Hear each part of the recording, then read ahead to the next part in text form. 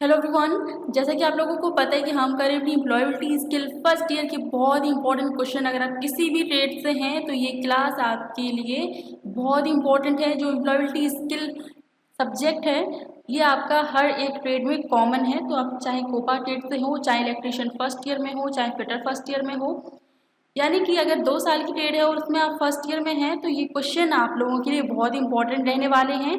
कोई सी भी ट्रेड हो, सभी ट्रेड के लिए जो एम्प्लॉयबिलिटी स्किल है वो कॉमन है। और आज ही क्लास है क्लास नंबर 16 और ये क्लास आपको 50 में से 50 नंबर दिलाने वाली हैं। ये जो टॉपिक वाइज क्लासेस हम कर रहे हैं, इससे पहले की 15 क्लासेस अगर आपने नहीं देखी उनको देख लीजिए, प्लेलिस्ट आपकी बन चुकी है। आसानी से आप सभी क्लासेस को देख पाएंगे। अगर आप चैनल पर जाके नहीं देख पा रहे हो तो आप इसी क्लास को लास्ट तक देखिए, लास्ट में आपको ये प्लेलिस्ट स्क्रीन पर शो हो जाएगी। और क्लास है आज हमारी क्लास नंबर 16 और टॉपिक हम नया स्टार्ट कर रहे हैं एंटरप्रेन्योरशिप, यानी कि उद्यमिता। उद्यमी में क्या गुण होते हैं, ये सारी चीज़ें हम इन क्वेश्चन से पढ़ेंगे। सफल उद्यमी कैसे बना जाता है, ये सारी चीज़ें हम इस एम्प्लॉयबिलिटी स्किल के टॉपिक में सीख पाएंगे। तो टॉपिक को स्टार्ट करते हैं पहले क्वेश्चन से, व्हाट इज एंटरप्रेन्योरशिप। अब जो टॉपिक है एंटरप्रेन्योरशिप, आखिर ये एंटरप्रेन्योरशिप है क्या। पहला क्वेश्चन यही पूछ दिया गया है कि जो टॉपिक है वो आखिर है क्या। तो उद्यमिता क्या होती है, एक नई करियर की शुरुआत, करियर का प्रबंध, अपना खुद का व्यवसाय चलाना या फिर बिजनेस व्यक्ति का समर्थन करना। किसी किसी बिजनेस व्यक्ति का समर्थन करना। तो एंटरप्रेन्योरशिप क्या होता है, रनिंग योर ओन बिजनेस। क्या होगा आंसर, जब भी हम कोई अपना बिजनेस खोलते हैं तो जैसे होता है ना कि कोई अपना बिजनेस खोलो तो लोग कहते हैं कि अरे वो उद्यमी बन गया है, कहते हैं ना, तो यही उद्यमिता है। अगर हम खुद का अपना बिजनेस खोलते हैं, चलाते हैं तो ये उद्यमिता कहलाती है। अगर हम किसी दूसरे पे काम करते हैं तो वो उद्यमिता नहीं कहलाएगी। ठीक है, किसी दूसरे की कंपनी में काम करते हैं या फिर किसी की फैक्ट्री में काम करते हैं, कहीं पर भी काम करते हैं तो वो हमारी उद्यमिता नहीं कहलाएगी, हम एंटरप्रेन्योरशिप वो नहीं कहलाएगा। नेक्स्ट क्वेश्चन है, what are the duties of an entrepreneur. एक उद्यमी के कर्तव्य क्या हैं। ध्यान से समझिए क्वेश्चन को। मैंने आपको बोला है कि एम्प्लॉयबिलिटी स्किल में आप 50 में से 50 नंबर ला दोगे। वो कैसे ला दोगे, ऐसे ला दोगे अगर आप क्वेश्चन को बहुत ही ध्यान से पढ़ोगे, ऑप्शन को ध्यान से पढ़ोगे और थोड़ा सा कॉमन सेंस लगा लोगे तो ये क्वेश्चन आप बहुत ही आसानी से इन क्वेश्चन का आंसर दे पाओगे। ठीक है, अगर आप मेरी ये सभी क्लासेस केवल और केवल एक बार देख लोगे तो आपके एग्जाम में बहुत ही हेल्पफुल रहने वाली है, बहुत ही हेल्पफुल रहेगा ये। तो क्लासेस को, हर एक क्लासेस को जरूर देखिए। हम तो बस अब देखिए एम्प्लॉयबिलिटी स्किल बस खत्म ही होने वाली है। एंटरप्रेन्योरशिप करेंगे, गेटिंग रेडी फॉर अप्रेंटिसशिप करेंगे, डाइवर्सिटी एंड इंक्लूजन करेंगे, बस खत्म हमारा एम्प्लॉयबिलिटी स्किल का सिलेबस। तो जो भी क्लास को आज पहली बार देख रहे हैं या फिर अब जागे हैं अपने एग्जाम की तैयारी के लिए, तो उनको हम बता दें हम ऑलरेडी अपना सिलेबस खत्म कर चुके हैं। ऑलमोस्ट, सॉरी ऑलरेडी नहीं, ऑलमोस्ट हम अपना जो सिलेबस है वो कंप्लीट कर चुके हैं। 2 से 3 हमारे टॉपिक बचे हैं, वो जल्दी हम खत्म कर देंगे। उसके बाद महा मैराथन क्लासेस चलेंगी जिनमें यही क्वेश्चन को हम बहुत ही स्पीडली एक ही क्लास में आपके 100 150 क्वेश्चन कवर किया करेंगे, जिससे आपका रिवीजन हो जाया करेगा। ठीक है, सेकेंड क्वेश्चन क्या है, what are the duties of entrepreneur. एक उद्यमी के कर्तव्य क्या क्या होते हैं। आप कहेंगे ऑप्शन डी आंसर होगा, क्योंकि मैडम आपने बोला था कि 99% जब भी एम्प्लॉयबिलिटी स्किल में ये ऑप्शन आएगा तो ये आंसर राइट होगा, बोला था। लेकिन अगर हमें कुछ सीखना है, अगर आप रट्टू तोते बनने चाहते हो, ट्रिक पे चलना चाहते हो तो ठीक है, आप बस अपना आईटी एग्जाम पास करके बैठ जाएंगे, उसके आगे आप कुछ नहीं सीख पाएंगे। एम्प्लॉयबिलिटी स्किल एक ऐसा सब्जेक्ट है जिससे आपको बहुत सारी चीज़ें सीखने को मिलेंगी। ठीक है, अब बहुत सारे लोगों को लग रहा होगा कि मैडम आउट ऑफ क्लास जा रही हैं, टाइम पास कर रही हैं, तो वही उन्हीं लोगों के लिए टाइम पास लग रहा होगा कि बस क्वेश्चन मैम पढ़ो और 99 मैम ने बोला था कि ऑप्शन डी सही होता है, बस और कुछ बात नहीं होनी चाहिए क्लास में। तो चलिए भाई, और कुछ बात नहीं करते। एक उद्यमी के कर्तव्य क्या क्या होते हैं। देखो, अगर आप एक उद्यमी हैं, आपकी कोई भी शॉप है, अगर आपकी शॉप भी है तब भी आप उद्यमी हैं, क्योंकि आप अपना खुद का बिजनेस चला रहे हैं, अपनी खुद की दुकान चला रहे हैं, आप किसी के लिए काम नहीं कर रहे हैं, आप अपना खुद का बिजनेस चला रहे हैं। तो ग्राहकों से बात करना ये भी सही हो जाएगा। वित्त और बजट का प्रबंधन, मतलब क्या क्या चीज़ें होते हैं ना कि प्रबंधन करना होता है कि कितना सेल किया, राइट, कितना बिका है, ये सारी चीज़ें, एक बजट का प्रबंधन भी करना पड़ता है, व्यवसाय का प्रबंधन, तो आंसर हमारा क्या हो जाएगा, all of the above. Third number question, an entrepreneur runs a business mainly to. एक उद्यमी मुख्यतः डैश के लिए व्यवसाय चलाता है। एक उद्यमी होता है मुख्यतः किसके लिए व्यवसाय चलाता है, आप अपने ऊपर ले लीजिए कि आपने कोई भी शॉप खोली है, कोई बड़ी सी छोटी सी कुछ भी किसी भी तरीके की शॉप खोली है, बस आपकी खुद की है, तो आप एक उद्यमी हैं। तो एक उद्यमी मुख्यतः किसके लिए व्यवसाय चलाता है, gain experience, work, support other business person या फिर अर्न प्रॉफिट। तो आंसर क्या हो जाएगा, अर्न प्रॉफिट, लाभ प्राप्त करने के लिए, प्रॉफिट कमाने के लिए जो उद्यमी होते हैं वो मुख्यतः प्रॉफिट के लिए व्यवसाय चलाते हैं। 4 नंबर क्वेश्चन है प्रविता, प्रतिभा है Pravita. Pratibha wants to start a biryani hotel, what will she need first. Pratibha एक बिरयानी होटल शुरू करना चाहती है, उसे सबसे पहले क्या करना होगा। आप प्रतिभा हैं, मैं प्रतिभा हूँ, मुझे एक बिरयानी का होटल शुरू करना है, तो हमें सबसे पहले क्या करना चाहिए, business plan, name board, food item, kitchen या फिर इक्विपमेंट यानी कि रसोई के उपकरण। तो सबसे पहले देखिए क्या पहले करना चाहिए, तो बिजनेस प्लान, व्यापार की सबसे पहले तो योजना बनानी चाहिए। होता है ना कि हमने पढ़ा था कि हमारी जो कौन सा क्वेश्चन था, हमारे कोपा कोपा थ्योरी में था कि कोई भी लाइफ साइकिल का पहला स्टेप क्या होता है, हाँ याद आ गया, लाइफ साइकिल का पहला कदम क्या होता है, पहला कदम, पहला कदम क्या है, तो वो होती है प्लानिंग, प्लानिंग, ठीक है। तो उसी तरीके से अगर हम बिजनेस स्टार्ट कर रहे हैं तो सबसे पहले जरूरी है कि हम उसकी प्लानिंग करें। नेक्स्ट है, Sahin want good cooks to work in hotel. What is the proper way to hire them? Sahin चाहती है कि उनके होटल में अच्छे कुक काम करें, उन्हें नौकरी पर रखने का उचित तरीका क्या है। ये क्वेश्चन ध्यान से समझिए, बस क्वेश्चन बड़ा है, देखने में समझने में बिल्कुल नहीं है। आप इन क्वेश्चंस को एज अ उद्यमी, एज अ एंटरप्रेन्योर ले सकते हो कि अगर आप अपने होटल में, आप अपने होटल में अच्छे कुक लाना चाहते हो तो उन्हें नौकरी पर रखने के उचित तरीके क्या क्या हैं। आप चाहोगे कि हमारे होटल में अच्छे कुक हों, अब अच्छे कुक होंगे तो अच्छा खाना बनेगा, अच्छा खाना बनेगा तो वर्ड ऑफ माउथ होगा, वर्ड ऑफ माउथिंग होगी, यानी कि आपका होटल चल जाएगा बहुत ही अच्छे तरीके से। तो उसको क्या करना चाहिए, होटल के अन्य स्टाफ तक पहुंचकर, नौकरी का विज्ञापन देकर, उसके रिश्तेदारों से पूछकर या फिर इनमें से कोई नहीं। तो सबसे अच्छा जो तरीका है, बाय एडवर्टाइजिंग द जॉब, यानी कि नौकरी का विज्ञापन देकर वो अच्छे कुक ढूंढ सकता है। कौन, Sahin. Next, what is the most important skill needed for a successful entrepreneur. एक सफल उद्यमी के लिए सबसे महत्वपूर्ण कौशल क्या है, कोई बता सकता है। बहुत ही सिंपल क्वेश्चन है, मैंने क्या बोला था कि अगर आप कोई भी क्वेश्चन, एम्प्लॉयबिलिटी स्किल का क्वेश्चन अगर बहुत ही ध्यान से पढ़ते हो, ऑप्शन को बहुत ही ध्यान से समझने की कोशिश करते हो, तो आंसर आप इसका बहुत ही आसानी से दे दोगे। एम्प्लॉयबिलिटी स्किल इतना ऐसा भी नहीं कि आपको 2 से 4 बार नोट्स बनाने की ज़रूरत हो, 2 से 4 बार क्लासेस को देखने की ज़रूरत हो, बिल्कुल नहीं।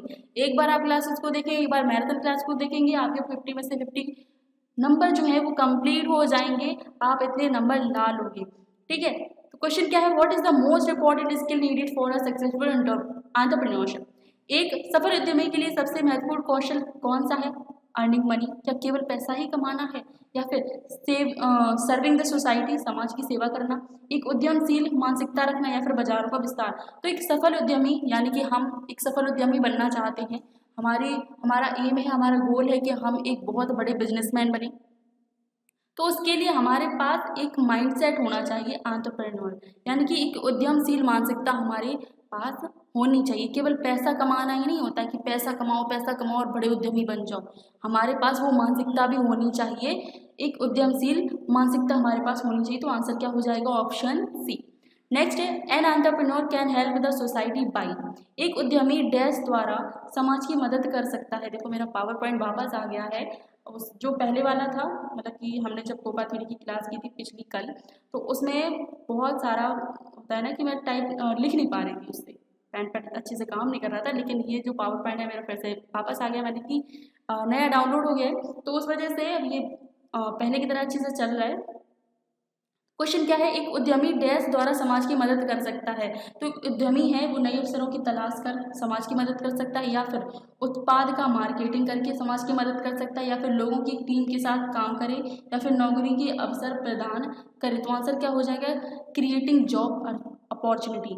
यानी कि आप एक बहुत बड़े बिजनेसमैन बन गए हैं, यानी कि आपका फॉर एग्जांपल एक शोरूम है, आपका टीवी का शोरूम है, एक गड़ा इलेक्ट्रॉनिक है आपकी, ठीक है।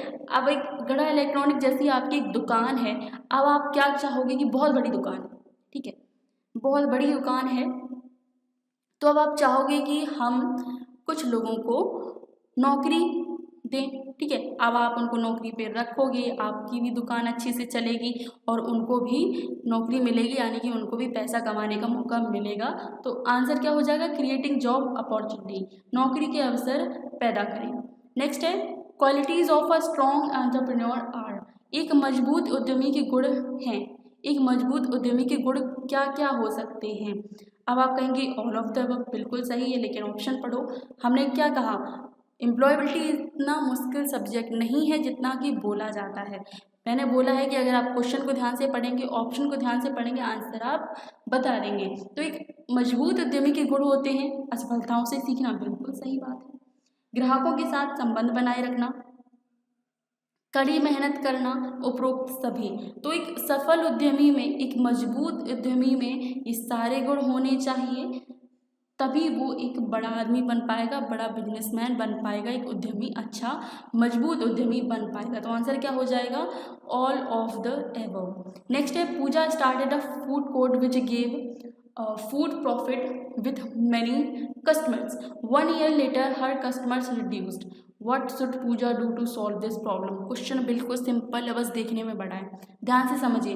पूजा ने एक फूड कोर्ट शुरू किया, जैसे हम लोग फ़ोन में देखते हैं ना, शॉर्ट में देखते हैं कि ये 99 की थाली ये रोड साइड पे बेच रहे हैं, फुटपाथ पे बेच रहे हैं, रोड साइड पे बेच रहे हैं। तो वैसे ही पूजा ने एक फूड कोर्ट शुरू किया, बड़ा पाव, जैसे बड़ा पाव गर्ल आपने देखा होगा, राइट, बीटेक पानीपुरी वाली, ये सारे हैं। तो ऐसे ही पूजा ने भी देखा देखी में लोगों के एक फूड कोर्ट शुरू किया, जिससे अच्छा मुनाफा हुआ। भाई शुरुआत में सबका अच्छा होता है, मतलब फेमस हो जाते हैं, 1-2 बार फेमस हो गए तो बस अच्छा मुनाफा हुआ, जिससे कई ग्राहक थे। 1 साल बाद उसके ग्राहक कम हो गए। जैसे आपने देखा होगा कि पहले 1 साल पहले बीटेक पानीपुरी का बहुत ही ज़्यादा क्रेज़ था, बड़ा पाव जो गर्ल है उसका अभी जस्ट पहले 1-2 महीने पहले बहुत ही ज़्यादा क्रेज़ था, हर जगह वही छाई हुई थी।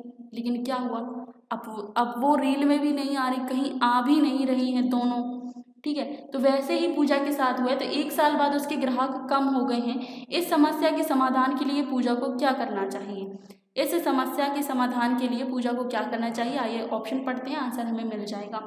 चेंज द कुकिंग स्टाइल, खाना पकाने की शैली बदलें, या फिर ग्राहकों से फीडबैक एकत्रित करें, या फिर फूड कोर्ट बंद कर दें, उसका व्यवसाय बदल दें। अब देखिए ये 2 ऑप्शन हैं जो निगेटिविटी में जा रहे हैं। कैसे, क्लोज द फूड कोर्ट। अब भैया समस्या का समाधान करना है, समस्या ही खत्म नहीं करनी है, समस्या का समाधान करना है, तो फूड कोर्ट बंद करेंगे, हमारा ऑप्शन आंसर नहीं होगा। उसका व्यवसाय जो चेंज द, हर बिजनेस अपना व्यवसाय वो बदल दे, तो ये भी नहीं होगा। अब इन दोनों में कंफ्यूज होंगे कि चेंज द कुकिंग स्टाइल, भैया ऐसा भी हो सकता है कि जो ग्राहक हैं उनको जो कुकिंग की स्टाइल है वो पसंद नहीं आ रही है।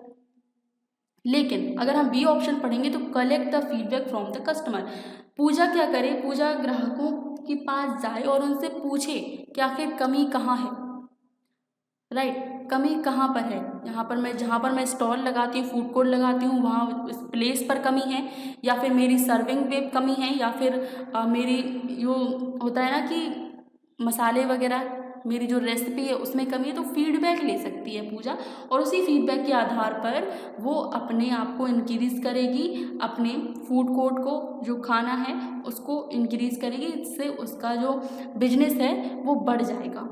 नेक्स्ट है, Raju want to start a textile shop, which of the following is the first step. Raju एक कपड़ा दुकान शुरू करना चाहता है, निम्नलिखित में से कौन सा पहला कदम होगा। राजू की जगह आप में से कोई अपने आप को ले लो, और आप एक आप एक कपड़े की दुकान शुरू करना चाहते हो, तो निम्नलिखित में से आप कौन सा पहला कदम उठाएंगे। एक दुकान किराए पर, नए कपड़े खरीदें, व्यापार की योजना, किराए पर कर्मचारी। मैंने क्या बोला है कि अगर कोई भी, हम हो या फिर राजू हो या फिर कोई भी हो, अगर किसी भी चीज़ की कोई भी, मैंने क्या बोला था कि क्वेश्चन क्या था कि लाइफ साइकिल का पहला स्टेप क्या है, या फिर किसी भी चीज़ का हम कोई भी चीज़ शुरू करने जाते हैं तो पहला स्टेप क्या होता है, उसकी प्लानिंग करना। तो आंसर क्या हो जाएगा, बिजनेस प्लानिंग। हमारा कदम पहला क्या होगा, कोई भी चीज़ का, चाहे कपड़े की दुकान शुरू करना हो, चाहे इलेक्ट्रॉनिक की हो, चाहे किसी भी चीज़ की हो, सबसे पहले ज़रूरी है उस पर काम करना, उसकी प्लानिंग बनाना। 11 नंबर क्वेश्चन है, व्हाट इज सेल्फ एम्प्लॉयमेंट, स्वरोजगार क्या है। अब देखिए ध्यान से समझिए इस क्वेश्चन को, स्वरोजगार क्या है। ऑप्शन पढ़िए, व्यापारिक व्यक्ति किसी नियोक्ता के लिए काम करने की बजाय व्यवसाय करना, खाने पीने का सामान बेचना, या फिर उद्यमी। तो आंसर क्या हो जाएगा, देखिए स्वरोजगार क्या होता है, किसी नियोक्ता के लिए काम करने की बजाय अपना व्यवसाय खड़ा करना, अपने व्यवसाय पर काम करना। स्वरोजगार क्या होता है कि हम किसी और के लिए काम ना करें, बस अपने लिए काम करें, अपना धंधा शुरू करें, अपना बिजनेस डालें और अपने लिए काम करें, तो ये कहलाएगा स्वरोजगार, ऑप्शन बी। नेक्स्ट है, a person who hires other people for their business is an dash. एक व्यक्ति जो अपने व्यवसाय के लिए अन्य लोगों को काम पर रखता है वह डैश कहलाएगा। ध्यान से समझिए, एक व्यक्ति जो, अब उस व्यक्ति की बात हो रही है, आप कंफ्यूज हो जाएंगे किसमें, एक व्यक्ति की, जो व्यक्ति काम पर रख रहा है उसके बारे में बात हो रही है, वो बताना है कि कौन है, या फिर जो लोग काम करेंगे वो बताना है कि वो कौन है, आंसर। ठीक है, हमें आंसर किसके बारे में बताना है, कि जो व्यक्ति काम पर रख रहा है वो, या फिर जो काम करेंगे वो, आंसर क्या होगा। तो इसमें कंफ्यूज नहीं होना, एक व्यक्ति जो अपने व्यवसाय के लिए अन्य लोगों को काम पर रखता है वह क्या कहलाएगा, वो कहलाएगा एक उद्यमी। अब उद्यमी कौन होता है, जिसका खुद का बिजनेस हो और जो लोगों को नौकरी के अवसर प्रदान करता है। अब जो नौकरी के अवसर प्रदान करता है वही तो होता है उद्यमी, यही आंसर है। ठीक है, option C. Next, what are the qualities of an entrepreneur that a self employed person also needs to have. एक उद्यमी के वे कौन से गुण हैं जो एक स्वरोजगार व्यक्ति में भी होनी चाहिए। एक उद्यमी में वे कौन से गुण होते हैं जो एक स्वरोजगार व्यक्ति में होने चाहिए। आप कहेंगे ऑप्शन डी। मैडम नीचे देखो, सबसे नीचे हमारा ऑप्शन डी आ गया है, तो बिल्कुल सही है। क्रिएटिंग थिंकिंग यानी कि रचनात्मक सोच रखनी चाहिए, समस्या को सुलझाने का एक मानसिकता होनी चाहिए, और कस्टमर सर्विस तो होनी ही चाहिए। तो एक सफल उद्यमी के ये गुण होते हैं। आंसर हमारा हो जाएगा all of the above. Vidya is single handedly selling homemade pickles to her neighbour. Who is Vidya. Vidya अकेले ही अपने पड़ोसियों को घर का बना अचार बेच रही है, विद्या कौन है। अब देखिए, विद्या अकेले ही अपने पड़ोसियों को घर का बना अचार बेच रही है, विद्या कौन है, विक्रेता है, स्वनियोजित है, उद्यमी है, या फिर वितरक है। तो जो विद्या है वो सेल्फ एम्प्लॉयड है, स्वनियोजित कहलाएगी विद्या। नेक्स्ट है, Pawan provides AC repair service at a fix fee. He has a contract with a local AC store. The store refers him to customer who need to repair their AC. Who is पवन। ध्यान से सुनिए, पवन एक निश्चित शुल्क पर AC मरम्मत सेवाएं प्रदान करता है। पवन का ये स्टेटमेंट हमने देख लिया। पवन एक निश्चित शुल्क पर AC मरम्मत सेवाएं प्रदान करता है। उसका एक स्थानीय AC स्टोर के साथ अनुबंध है, मतलब कोई एक AC स्टोर है, और जो पवन है, देखो पवन है वो AC बहुत ही अच्छी रिपेयर कर लेता है। ठीक है, तो पवन ने क्या किया, एक AC के स्टोर के पास गया, जहाँ पर AC की दुकान है, AC स्टोर के पास गया और उससे अनुबंध कर लिया कि स्टोर में उसके जो भी ग्राहक आएंगे उन्हें AC की कोई भी प्रॉब्लम होगी, मरम्मत करने की ज़रूरत होगी, तो वो उससे कांटेक्ट करेगा। होता है ना कि हम जैसे मोबाइल रिपेयर कर लेते हैं, तो हम किसी भी मोबाइल की दुकान पे जाएंगे और उससे कह देंगे कि भैया तुम्हारे पास अगर कोई बिगड़ा हुआ फ़ोन आए सुधारने के लिए तो मुझसे कांटेक्ट करना, ठीक है, मैं सुधार दूंगा। तो ऐसे ही पवन ने एक अनुबंध कर दिया है इसी स्टोर के साथ। तो अब पवन जो है वो कौन है, उद्यमी है, संविदा नौकरी है, या फिर प्रशिक्षण है, या फिर स्वनियोजित है। तो आंसर हो जाएगा सेल्फ एम्प्लॉयड है। सेल्फ एम्प्लॉयड है। उसने क्या किया, देखो वो AC स्टोर के साथ उसके लिए काम नहीं कर रहा है, AC स्टोर के लिए काम नहीं कर रहा है, उसने बस उससे कहा है जाके कि तुम अपने कस्टमर मुझे बता दिया करना, और उसकी मरम्मत की जो है वो निश्चित शुल्क उसने डिसाइड कर लिया है। तो पवन कौन है, सेल्फ एम्प्लॉयड है। How does market scan help a business. Market scan किसी व्यवसाय को कैसे मदद करता है। मार्केट स्कैन हम सभी ने पढ़ा है। मार्केट स्कैन किसी व्यवसाय को कैसे मदद करता है? ऑप्शन पढ़े, ग्राहकों के बारे में एक अच्छे विचार दें, बिल्कुल। ऐसे ही अन्य बिजनेस के बारे में समझने में मदद करता है, बिजनेस प्लान बनाने में मदद करता है। तो आंसर क्या होगा? उपरोक्त सभी हो जाएगा इसका राइट आंसर। नेक्स्ट है market scan cover. Market scan cover, जो मार्केट स्कैन है वो क्या क्या कवर करता है, ये ध्यान से समझिए। ग्राहकों की जरूरत का विश्लेषण करें और प्रतिस्पर्धी कार्रवाई को अनुमान लगाएं, बिजनेस मार्केट को समझना, ग्राहक संपर्क या फिर बाजार अनुसंधान। तो आंसर क्या हो जाएगा? ग्राहकों की जरूरत का विश्लेषण करें और प्रतिस्पर्धी कार्रवाइयों का अनुमान लगाएं, ये हो जाएगा मार्केट स्कैन। क्या कवर करता है? ग्राहकों की जरूरत का विश्लेषण करता है, प्रतिस्पर्धी कार्रवाइयों का अनुमान लगाता है। आप कहोगे देखो मैडम जी आप ये लोगो लगाना नहीं बोलते हो अपनी स्लाइड में, क्वेश्चन हर एक क्वेश्चन में ये लोगो है, वो इसलिए है क्योंकि कुछ जो चैनल है, पर्टिकुलर चैनल हैं, वो मेरे क्लास को बिल्कुल डाउनलोड करके अपने चैनल पर डालते हैं, या फिर मेरी मेहनत है ये, ठीक है, मैंने क्वेश्चन को टाइप किया है, फिर हिंदी में आप लोगों के लिए लिया है, तो वो क्या करते हैं स्क्रीनशॉट लेके उसका एक PDF बनाते हैं, फिर वो अपनी आवाज़ देकर रिकॉर्ड करते हैं, ऐसा करते हैं। तो इसी वजह से मैं कोशिश करती हूँ कि हर एक क्वेश्चन पे मेरा लोगो हो, मेरा नाम हो, मेरे चैनल का नाम हो, ताकि अगर कोई भी दूसरा अदर चैनल मेरी कॉपी करके डालता है, चाहे मेरी क्लासेस को हो, चाहे क्वेश्चन को कॉपी कर करके डाल रहा हो, तो स्टूडेंट को भी पता चल जाए कि हाँ ये जो मेन क्वेश्चन है वो किसके हैं। इसी वजह से मैं हर स्लाइड पर अपना नाम, अपने चैनल का नाम जरूर लिखती हूँ। Next, market scan can be conducted to find out. पता लगाने के लिए मार्केट स्कैन कराया जाता है। क्या पता लगाने के लिए? जो मार्केट स्कैन है, मार्केट स्कैन हम ऑलरेडी पढ़ चुके हैं इसके बारे में, तो क्या पता लगाने के लिए मार्केट स्कैन कराया जाता है? ग्राहकों की आवश्यकता पर जानकारी, ये भी सही हो जाएगा। नए रुझानों की जानकारी, बिल्कुल सही। प्रतिस्पर्धियों के बारे में जानकारी, ऑप्शन सी भी राइट आंसर हो जाएगा। तो हमारा टोटल आंसर क्या हो जाएगा? ऑल ऑफ द अबव, यानी कि उपरोक्त सभी हमारा राइट आंसर हो जाएगा। Geeta wants to start a tailoring shop, यानी कि बुटीक जिसको बोलते हैं। Her trainer ask her to do a market scan. Geeta should do the market scan in dash. ध्यान से समझिए क्वेश्चन। गीता एक सिलाई की दुकान यानी कि बुटीक शुरू करना चाहती है। उसके ट्रेनर ने उसे मार्केट स्कैन करने के लिए कहा। गीता को डैश में मार्केट स्कैन करना चाहिए।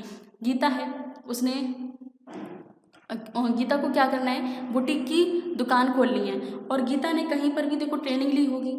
अब ट्रेनिंग कंप्लीट हो गई तो वो अपनी एक सिलाई की दुकान खोलना चाहती है। तो उसके ट्रेनर ने कहा है कि तुम पहले मार्केट स्कैन करो, क्या क्या फैशन चल रहा है, क्या चीज़ें चल रही हैं, ग्राहकों से तुम अपना क्या लो, feedback low.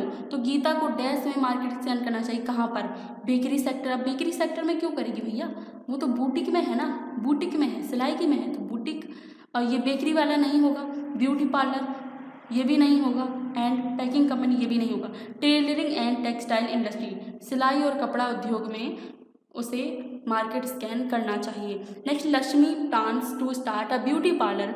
What kind of information should she not collect in the market scan. ये भी क्वेश्चन बहुत ही इंटरेस्टिंग है, बहुत ही ध्यान से समझिए। लक्ष्मी एक ब्यूटी पार्लर शुरू करने की योजना बना रही है। उसे मार्केट स्कैन में किस प्रकार की जानकारी एकत्र नहीं करनी चाहिए? सिंपल सा क्वेश्चन है। लक्ष्मी एक ब्यूटी पार्लर शुरू करना चाहती है, उसकी योजना बना रही है कि मुझे एक ब्यूटी पार्लर खोलना चाहिए, तो मार्केट स्कैन में उसे कौन सी जानकारी एकत्र नहीं करनी चाहिए? ध्यान से क्वेश्चन समझ गए, ठीक है, क्वेश्चन समझ गए। अब ऑप्शन को देखते हैं। कपड़ों और जूतों के बारे में जानकारी, ग्राहकों के प्रकार के बारे में जानकारी, ब्यूटी पार्लर की सामग्री की लागत की जानकारी, या फिर दुकान के स्थान और किराए की जानकारी। अब ब्यूटी पार्लर खोलेगी तो देखो दुकान के स्थान और किराए की जानकारी लेगी। ब्यूटी पार्लर के सामग्री की लागत, उसमें क्या क्या सामान लगेगा, कितना लागत मुझे लगानी होगी, तो ये मार्केट स्कैन में आता है। और ग्राहकों के प्रकार के बारे में जानकारी लक्ष्मी को रखनी है। लेकिन क्या नहीं एकत्र जानकारी करनी चाहिए? किसके बारे में? कपड़ों और जूतों के बारे में। भाई ब्यूटी पार्लर में कपड़े और जूते कहाँ से आ गए? जाहिर सी बात है। इसमें देखो ऑप्शन ए होगा राइट। ये जो ऑप्शन सी है ये यहाँ पर बाय डिफॉल्ट हो गया है, लेकिन इसका आंसर ऑप्शन ए है, ठीक है। कपड़ों और जूतों के बारे में जानकारी एकत्र नहीं करनी चाहिए। 21 नंबर क्वेश्चन है, customers need can be understood through. ग्राहक की आवश्यकताओं को डैश के माध्यम से समझा जा सकता है। ग्राहक की आवश्यकताओं के किसके माध्यम से समझा जा सकता है? Customer service, selling, taking to our family, या फिर कस्टमर सर्विस। ग्राहक सेवा देखिए नहीं होगा, सेलिंग नहीं होगा, हमने कस्टमर सर्विस पढ़ा है, ठीक है। ग्राहक सर्वेक्षण, मार्केट स्कैन करेंगे कस्टमर से सर्वेक्षण करके, तो क्या होगा? कस्टमर की जो आवश्यकता है, जो नीड है, वो किसके माध्यम से समझी जा सकती हैं? कस्टमर सर्विस के माध्यम से, सर्वे के माध्यम से समझी जा सकती हैं। सर्विस नहीं, सॉरी, सर्वे, कस्टमर सर्वे के माध्यम से समझी जा सकती हैं। नेक्स्ट है an entrepreneur need to maintain good dash with his customers. एक उद्यमी को अपने ग्राहकों के साथ अच्छा डैश बनाए रखने की आवश्यकता है। एक उद्यमी है, आप एक उद्यमी हैं, आपको अपने ग्राहकों के साथ किस तरीके का बनाए रखने की आवश्यकता है? कम्युनिकेशन, संबंध, व्यवहार या फिर दोस्ती? तो आंसर हमारा हो जाएगा रिलेशनशिप। अच्छा रिलेशन यानी कि संबंध बनाए रखने की आवश्यकता होती है। कस्टमर्स लाइक अ प्रोडक्ट और सर्विस बिकॉज ऑफ डैश। ग्राहकों को कोई उत्पाद या सेवा इसलिए पसंद आती है। ग्राहकों को कोई उत्पाद या सेवा इसलिए पसंद आती है, क्यों? उसकी कीमत उनको अच्छी लगती है कि हाँ, ना ये महंगा है ना सस्ता है, यानी कि हम लूट भी नहीं रहे हैं और ना ही हम दुकानदार को लूट रहे हैं। तो कीमत भी उनको अच्छी लगती है, क्वालिटी भी अच्छी लगती है, फील ऑफ द प्रोडक्ट और सर्विस, उत्पाद या सेवा का हमें एहसास भी होता है। तो आंसर क्या हो जाएगा? All of the above right answer हमारा हो जाएगा। Shilpa want to start a shop making company, what kind of question should she not ask her customers. ध्यान से सुनिए, शिल्पा साबुन बनाने वाली कंपनी शुरू करना चाहती है। उसे अपने ग्राहकों से किस प्रकार के प्रश्न नहीं पूछने चाहिए? उसको किस प्रकार के प्रश्न नहीं पूछने चाहिए? शिल्पा को आप किस प्रकार के साबुन खरीदते हैं, ये तो पूछना चाहिए ना। होता है ना, किसी को नीम वाला साबुन, किसी को चंदन वाला साबुन, किसी को हल्दी वाला, किसी का रोज़ वाला। तो शिल्पा को ये तो ज़रूर पूछना चाहिए कि आप किस प्रकार का साबुन खरीदते हैं। तो ये आंसर सही हो जाएगा। क्या आपको चाट खाना पसंद है? वही जाहिर सी बात है, ये क्वेश्चन साबुन क्वेश्चन के हिसाब से ये जो ऑप्शन है वो फिट नहीं बैठ रहा है। मतलब शिल्पा साबुन के बारे में सर्वे करना चाहती है, साबुन के बारे में ग्राहकों से पूछ रही है, तो यहाँ पर चाट कहाँ से आ गई? तो आंसर क्या हो जाएगा? Option B. हमें बाकी के दो ऑप्शन पढ़ने की जरूरत ही नहीं पड़ी। नेक्स्ट है Roopa want to start a new business but she is not sure which product she should choose to start her business, what will be her basic research to finalise her product. ध्यान से पढ़िए, question बहुत बड़ा है लेकिन simple है। रूपा एक नया व्यवसाय शुरू करना चाहती है, लेकिन वह निश्चित नहीं है कि उसे अपना व्यवसाय शुरू करने के लिए कौन सा उत्पाद चुनना चाहिए। अपने उत्पाद को अंतिम रूप देने के लिए उसका बुनियादी शोध क्या होगा? अब देखिए, ये थोड़ा सा कंफ्यूजिंग है। रूपा एक नया व्यवसाय शुरू करना चाहती है, लेकिन वह निश्चित नहीं है कि उसे अपना व्यवसाय शुरू करने के लिए कौन सा उत्पाद चुनना चाहिए। मतलब बिजनेस करना है, लेकिन यही उसने तय नहीं किया है कि कौन सा उत्पाद उसे चुनना चाहिए। अपने उत्पाद को अंतिम रूप देने के लिए, यानी कि फाइनलाइज करने के लिए कि कौन सा उत्पाद चुनना चाहिए, उसका बुनियादी शोध क्या होगा? ऑप्शन पढ़ें, बैंक से ऋण, दूसरों से उत्पाद खरीदना, खोजें कि उत्पाद का विज्ञापन कैसे करें, या फिर उत्पादों और सेवाओं पर शोध करें जिनका ग्राहक उपयोग कर रहे हैं। तो ऑप्शन डी हमें सही लग रहा है, ठीक है, क्योंकि वो कंफ्यूज है कि वो कौन से उत्पाद का चयन करें। तो उत्पाद का चयन करने के लिए सबसे बेस्ट चीज़ है उत्पादों और सेवाओं पर शोध करें और ये भी जानें कि ग्राहक उनका उपयोग कितना कर रहे हैं। तो आंसर क्या हो जाएगा? Option D. नेक्स्ट हमारी क्लास होगी क्लास नंबर 17। टॉपिक हमारे यही रहने वाला एंटरप्रेन्योरशिप। ये टॉपिक भी आपका क्लास नंबर 16 जो हम कर चुके हैं, 17 और क्लास नंबर 18 में, ये 3 क्लासेस में ये जो टॉपिक है जो कि बहुत ही इंपॉर्टेंट है, हर एक टॉपिक आपके एम्प्लॉयबिलिटी स्किल में इंपॉर्टेंट है, ये 3 क्लासेस में हमारा टॉपिक कंप्लीट होगा।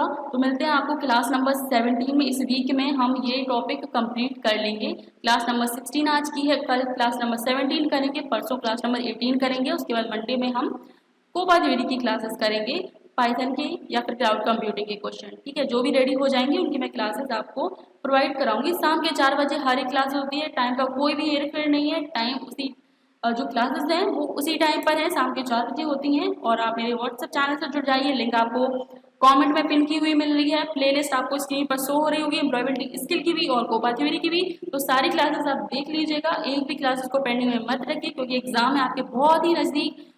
अगस्त से आपके प्रैक्टिकल स्टार्ट हो जाएंगे, तो ऐसा ना सोचिए अगस्त को आप बिल्कुल भी ऐड मत कीजिए अपने तैयारी में कि मेरे पास जुलाई का टाइम है और अगस्त का भी टाइम है। तो अगस्त को आप ऐड बिल्कुल मत कीजिए, क्योंकि स्टार्टिंग अगस्त से ही 1 अगस्त से 5 अगस्त तक आपके प्रैक्टिकल चलेंगे और उससे पहले 10 से 15 दिन आप प्रैक्टिकल की तैयारी करेंगे। तो इस वजह से कह रही हूँ कि अभी आपके पास थ्योरी के लिए और एम्प्लॉयबिलिटी स्किल के लिए, यानी कि आपके CBT एग्जाम के लिए काफ़ी टाइम है। तैयारी करने के लिए, तो उसके लिए आप तैयारी बेहतर ढंग से करें। और बाकी आप स्क्रीन पर प्लेलिस्ट शो हो रही है, उसको आप ज़रूर देख लें। अगर आपने क्लासेस नहीं देखी हैं उनको आप ज़रूर देख लें।